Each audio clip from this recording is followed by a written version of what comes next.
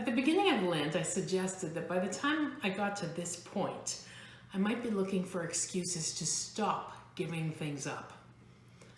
I was not wrong about that.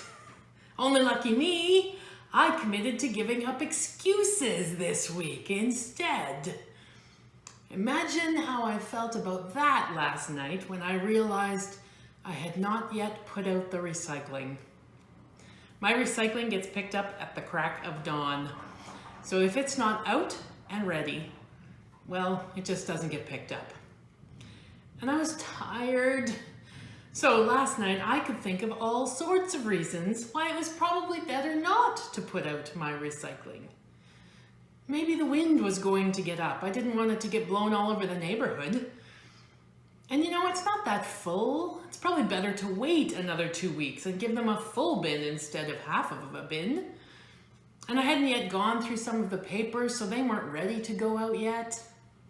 But I was starting to give up excuses. So I put out the recycling. And then it was done. Isn't it funny how our making excuses often takes up as much or more time as it would to actually do the thing we're avoiding? Well, going into this week, I don't know exactly how much I make excuses. In preparation, I did a little bit of reading, and here's a definition I found that I kind of like. Excuses are rationalizations we make to ourselves about people, events, and circumstances.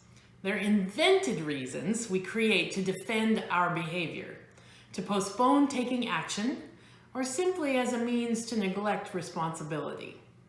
So excuses are mainly a means of placing the blame of an internal problem on an external condition.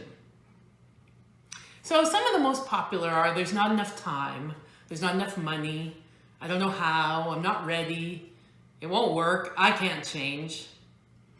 I suspect that the one I use the most is that I don't have time, but I'm not really sure. So this week, I want to listen for those kinds of words in and around me. I'm going to try and notice what I put off, what I avoid, and then what excuses I use for that. And we'll see how it goes.